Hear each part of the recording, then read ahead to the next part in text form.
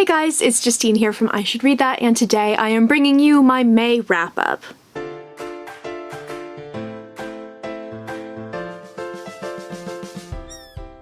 If you have seen my June, not quite a TBR video, I mentioned that May was a really good reading month for me because I just decided to throw the TBR out and I decided to mood read.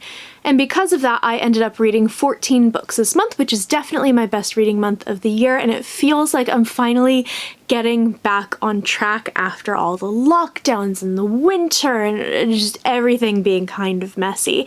So it was a really, really great reading month, but like, in terms of variety, we have loads. We've got graphic novels, we've got contemporary books, we've got translated fiction, we have sci-fi, we have fantasy, we've got everything here, which is a little bit wild. So let's go ahead and get started because there's a lot of books to talk about. So for these wrap-ups, I usually like to go in chronological order, but this month that doesn't seem to make a whole lot of sense, so I'm going to be grouping things together where they make sense. For example, I read A Court of Mist and Fury and A Court of Rings and Ruin. I can never get that right. By Sarah J. Maas. I read A Court of Thorns and Roses last month, which was a reread, and I read it basically because I wanted to understand all the references on TikTok, because like everyone on TikTok has read these, and I'm big into TikTok these days. And I was very surprised by these. So first, let's tackle this one, A Court of Mist and Fury, which is the second one. I actually really enjoyed this because, trying to not go into too many spoilers, although again, I think everyone has read this, except for me, apparently. This book deals with the trauma and the fallout from sort of the big fantasy thing, the big heroic deed that is done at the end of a fantasy book. So one of the things that I really love in fantasy is seeing the after effects of like the big fantasy thing. So for example, Ed McDonald in one of his Raven's Mark books is basically all about what happens after the siege breaks, which I found really interesting. I really love Kings of the Wild, not just because of the humor, but because of seeing how these heroes, basically how their life is shaped by, you know, basically killing and slaughtering and slaying for their entire lives. So that was what I found really interesting about this book, because you get the fallout from the thing that happens at the end of the first and how it affects people. So it can turn really strong people weak. It can turn people who were once good and had good intentions into, you know, horrible people. And I thought that was really, really interesting. I'm not going to talk too much about this because it is a sequel, but I was really surprised and taken aback by this book and how much I enjoyed it. I gave this 4 out of 5 stars. And then we have A Court of Wings and Ruin, not Rings and Wooin. This is the last book in the trilogy. Of course, we have other stuff that spins off, but that's not for this video.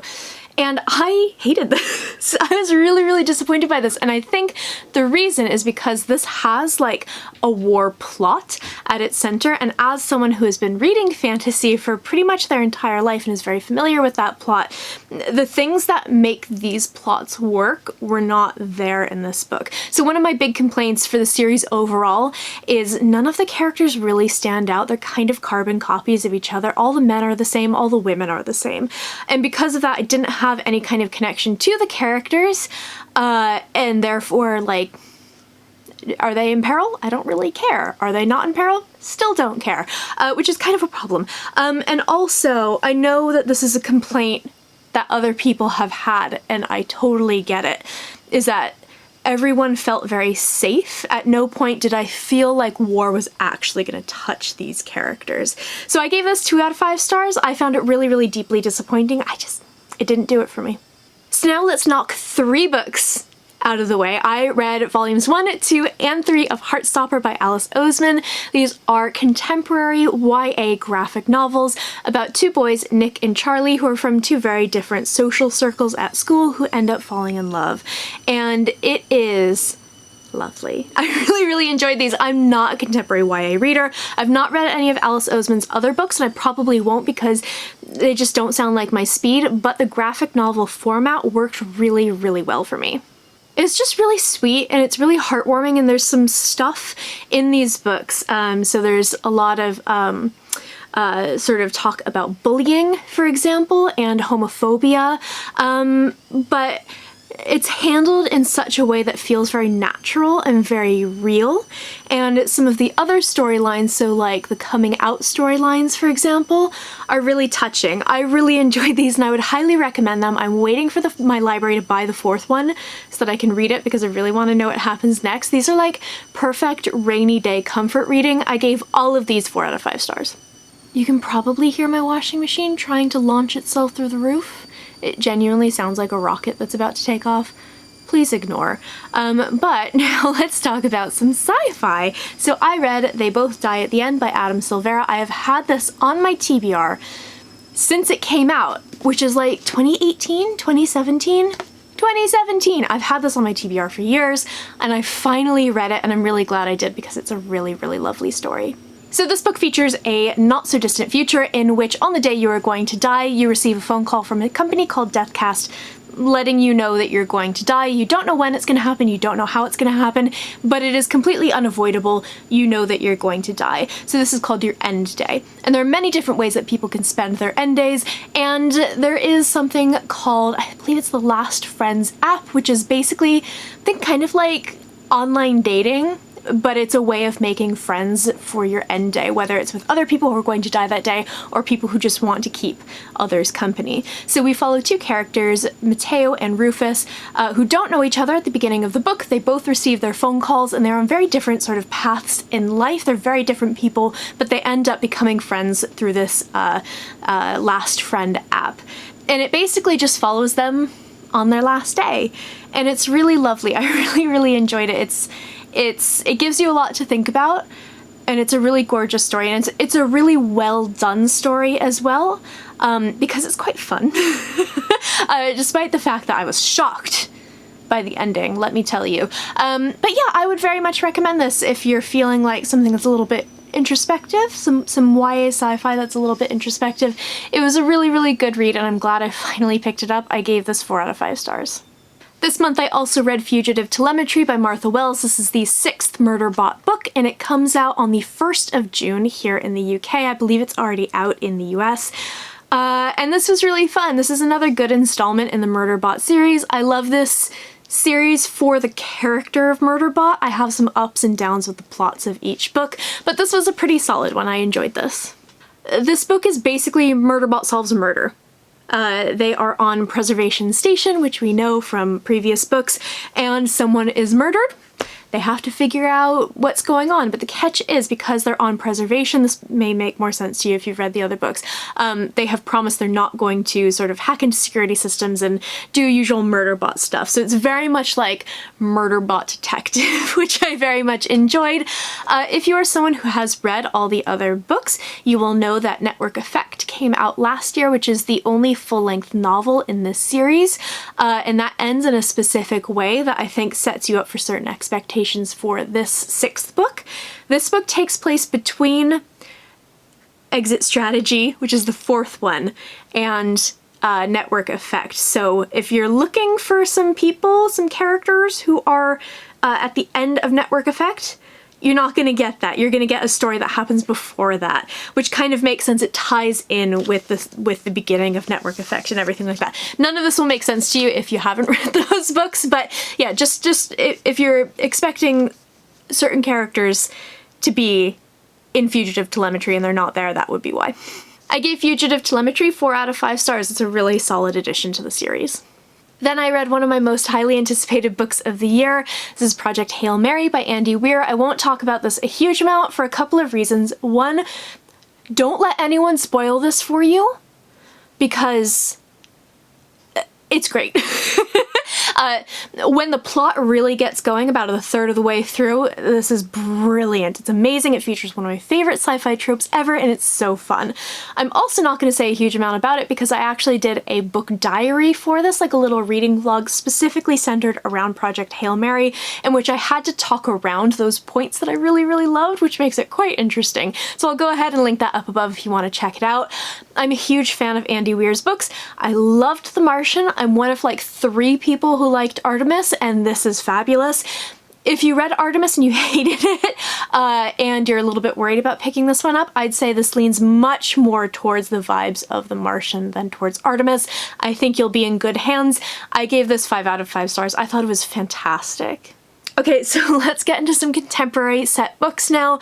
These are all a little bit different, but the first one is actually a middle grade book, which is very unusual for me, but this was recommended to me by one of my local booksellers who always has the best recommendations, so I ended up picking it up. This is The Last Bear by Hannah Gold. In this book, we follow a girl named April, and April's mum passes away before the book starts, and her dad's just never really been the same since. They have this kind of distant relationship. I believe he's a meteorologist, and he ends up getting a job on this place called Bear Island in the Arctic Circle, basically doing temperature readings and monitoring climate change. So they are going to be going up to Bear Island together for the summer. She's so excited. It's called Bear Island, so there's going to be polar bears. She and her father are going to spend the whole summer together, and it's going to be amazing. But things don't necessarily turn out that way. First of all, her father is too busy to actually spend any time with her, and second of all, there are no more bears on Bear Island because of the melting of the ice caps. However, as April is spending her days wandering and exploring, she actually discovers a polar bear living on this island, and she ends up befriending him, and it's lovely. It's a really, really sweet story about this relationship between this girl and this animal, and it's a really, really great way to teach children about climate change and the impacts of climate change. It's just a really lovely story. I gave this 4 out of 5 stars. In kind of a hard left turn from middle grade, I read an adult contemporary romance. This is one I didn't know if I would like or not because contemporary, not usually my thing, and while I wish that there was a little bit more that I got from this, overall it's a really charming book. This is Red, White, and Royal Blue by Casey McQuiston. So in this book we follow Alex, who is the son of the first female president of the United States, and he quite literally ends up getting sort of tangled up with Henry, who is the Prince of England. And the two of them end up falling for each other, and they end up having this secret romance for a huge number of reasons, politically, socially, traditionally, everything. They can't date publicly. And this is all about their relationship and how they handle that, how politics are handled, sort of their friendships with other people, their relationship. It's a really, really lovely book. Some things that I really loved about this, I loved Alex's voice. He's a very, very voicey character. He has a really, really strong, you get a really strong sense of character from him, and I really liked a lot of the side characters. You also, again, get a really strong sense of character from them. There's a coming out story that I found really, really touching in this book, and there's some things that happen later on that I don't want to talk about because of spoilers that I thought were really great and really well done. The things that I didn't love about this, I felt it was way too long. I was doing great until like 150 pages from the end, and I just hit this wall, and it felt like it was about 50 pages too long. So I felt like if it was trimmed down a little bit, it would have been for the better. And also, Henry is this character that I should love in so many ways. So many ways. He's everything that I love. But because he's surrounded by these really strong personalities and with characters with these really strong voices, I felt he got lost in the shuffle a little bit. And ultimately, coming away from this book, like 3 weeks after having read it, nothing about him really sticks out in my head except he's kind of charming, he's British, and he's really hot, and that's about it, whereas I can rattle off a ton of things about Alex. So I felt like it was a little unbalanced, and for me it worked in a lot of ways, but it also didn't work in some others. So I gave this 3 out of 5 stars. Then I read another contemporary set book, but this is translated from Japanese. This is Convenience Store Woman by Sayaka Murata. I loved this. I love this so much. I'm really lately enjoying the kind of like, almost like slice of life translated Japanese stories. So if you have any recommendations, please let me know. But this was a really charming book, but I feel like some of the blurbs on the cover mislead a bit. So this book follows a character named Keiko, and she doesn't really fit in. She is 36 years old, she's never had a boyfriend, she's never had a relationship, and she has been working at this exact same convenience store in this exact same position for 18 years. And her family and, some of her friends are really uncomfortable with this, but she's very content with her life. And this kind of takes a snapshot of her life and sort of what's going on in her head and everything like that. It is very obvious, at least to me, that Keiko is autistic, and it was actually a real joy to kind of see the world through her eyes. I really like the way that she's just sort of very blunt and kind of like, why is everyone so concerned with me, like, finding a husband? I don't really care. I found it really, really refreshing. I really enjoyed her voice and I really enjoyed her character. But, like, on the front of this book, everyone calls it irresistibly quirky. It's weird and funny, and something about that doesn't quite sit right with me. Maybe I'm reading too far into this, but yeah, I think, yeah, nutty and irresistible. It's just, it could only be Japanese. A lot of these blurbs are very, very weird, and they don't feel like they fit the book. This is basically just a slice of life book showing what this woman's life is like and how she's very, very content. It may be different from our own lives, but it's what she enjoys, and it's really great. I really enjoy this. This will not work for everyone. It's not.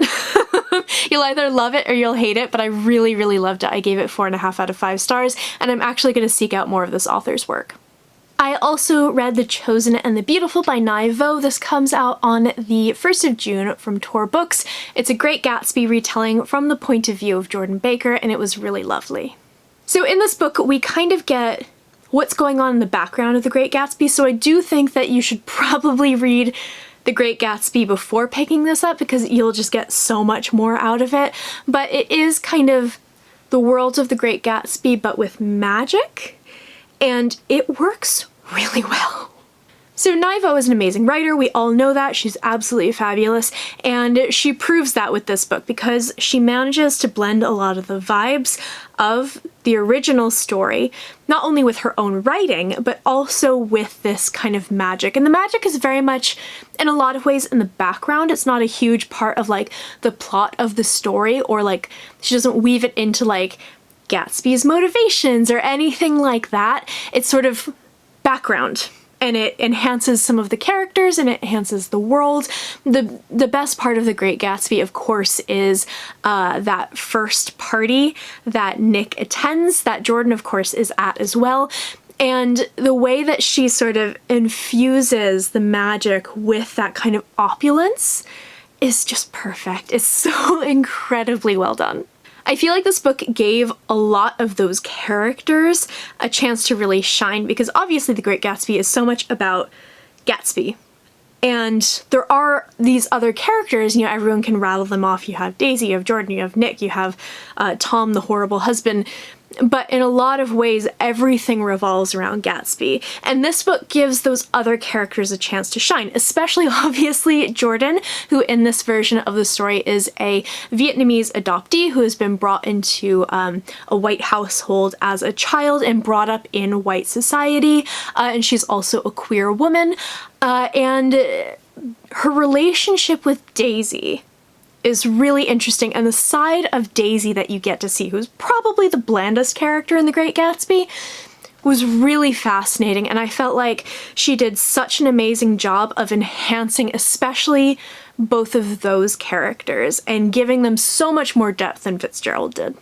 There were a couple of moments where I feel like it felt a little bit almost jarring, so I don't want to give anything away, but some of the imagery in The Great Gatsby obviously is very, very famous, and it's a book that we all had to study in high school because of the freaking imagery. And the way that she kind of incorporated some of that in didn't feel like it quite fit, especially toward the end of the book, but overall she did a really, really beautiful job with this. I really enjoyed it, and I think that if you are, 1, a fan of her writing, or 2, a fan of The Great Gatsby, you should absolutely pick this up. So I gave this 4 out of 5 stars. So last but not least, I read 2 horror books, the first one being Near the Bone by Christina Henry. She does a lot of retellings and she does a lot of horror, but her horror is like where it's at for me. I really, really enjoy her horror stories. And this is absolutely a horror book.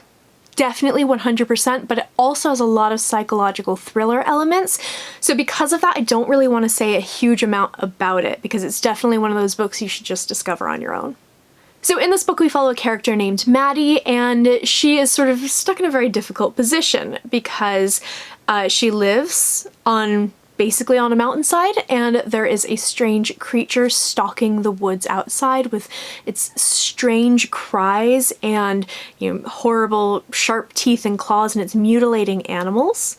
So that's horrifying, but she's also lives in this tiny cabin with her very creepy husband named William, and it's very clear that he is keeping her prisoner. So she's stuck between the monster inside the house and the monster outside of the house, and it's so good. There's a lot of content warnings that are going to go with this, like domestic abuse, for example, and, you know, imprisonment and things like that. When I write a Goodreads review, I will put more content warnings there, so you can go ahead and check it out. But this is like, it's so brilliantly done. The tension, like basically from page one, the tension, she throws it all at you, and it's unputdownable. I love this. This is, I think, one of my favorite books of the year so far. It was so good. And if you've read this, I would love to talk to you about it because, like, it was excellent. I really, really, really enjoyed this. So I gave this 4.5 out of 5 stars. I thought it was really good. And last but not least, I read Horrid by Katrina Leno. I basically was interested in this because I love this cover so much. This is a great cover.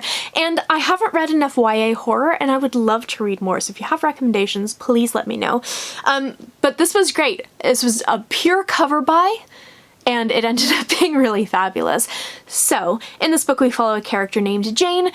Before the book begins, her father has passed away, and she and her mom find out that he basically left them no money. They are flat broke, so they have to leave Los Angeles where they're living, and they are going to move into her mother's childhood home, which has been left to her in Maine.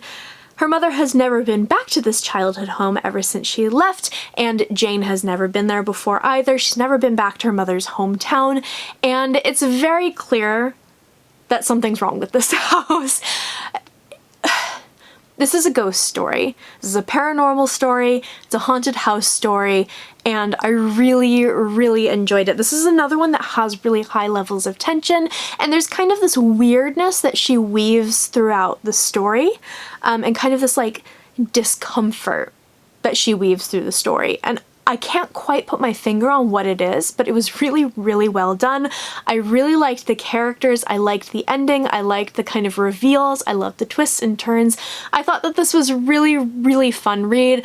I read it in a day because I couldn't put it down. I gave this 4 out of 5 stars.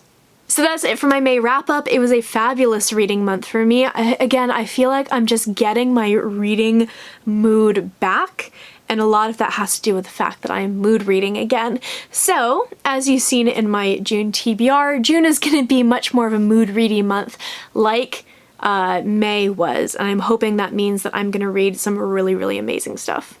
I would love to know in the comments below if you have read any really good books in the month of May, or if you have anything in particular that you want to shout out, especially if you've read any of these books. I'd love to hear your thoughts. I post bookish content to this channel fairly frequently, so go ahead and hit subscribe, check back soon, and I will see you next time.